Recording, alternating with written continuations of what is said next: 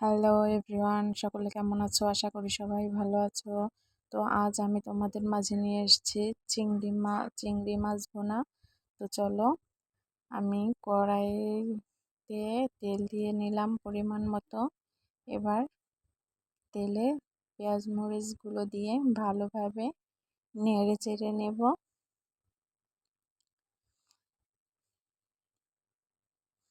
এভাবে বেশ কিছুক্ষণ নেড়ে চেড়ে নিচ্ছি আমি।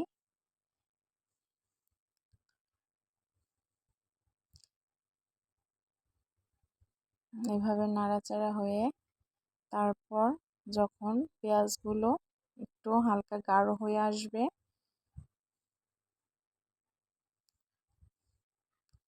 পেঁয়াজ মরিচগুলো ভালোভাবে গাঢ় করে নিচ্ছি।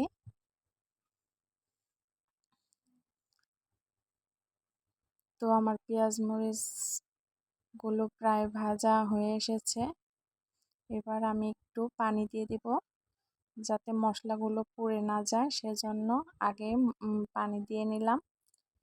তো এবার আমি একে একে মশলাগুলো দিয়ে নিচ্ছি। প্রথমে দিয়ে নিলাম 1 চামচ হলুদ গুঁড়ো, এবার দিয়ে নেব 1 চামচ মরিচ গুঁড়ো, দিয়ে দিচ্ছি একটু আদা পেস্ট,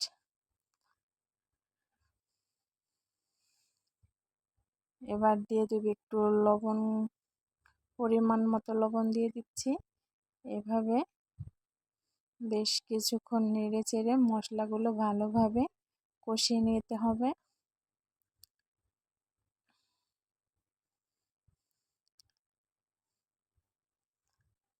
তো দেখুন আমার মশলাগুলো কি সুন্দর কালার হয়ে এসেছে, উপরে তেল হয়ে ভেসে উঠেছে। এ পর্যায়ে আমি এখন চিংড়ি মাছগুলো দিয়ে দিচ্ছি।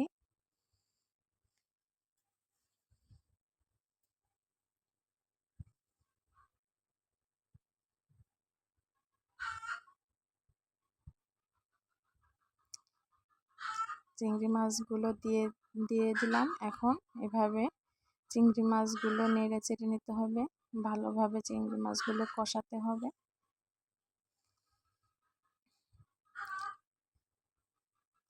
একটু বেশি সময় নিয়ে আমি চিংড়ি মাছগুলো ভুনিয়ে নিব, যেহেতু আমি তেলে আগে থাকতে ভেজে নিইনি, সেজন্য চিংড়ি মাছ একটু সাদা হয়ে এসেছে।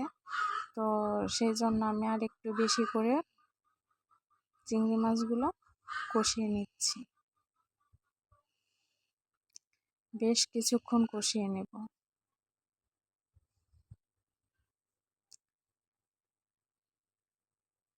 এবার দিয়ে দিলাম একটু পানি। এই পানি দিয়ে আমি আর একটু ভালোভাবে কষিয়ে নেব,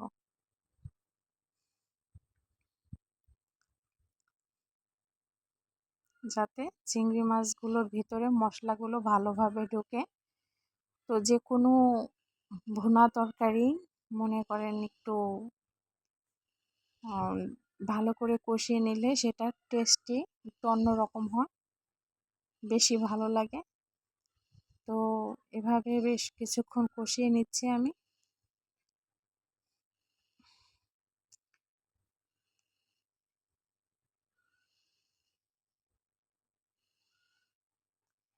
এভাবে আমার চিংড়ি মাছ কষানো শেষ হয়ে গিয়েছে।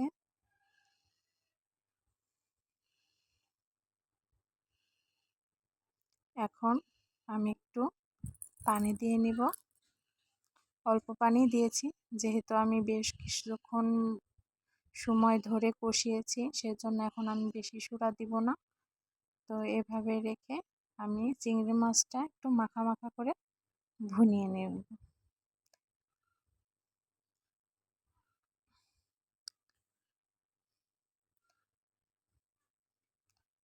তো দেখুন বন্ধুরা, আমার রান্নায় বলক এসে গেছে। এভাবে আমি কিছুক্ষণ রান্না করে নিব। তারপর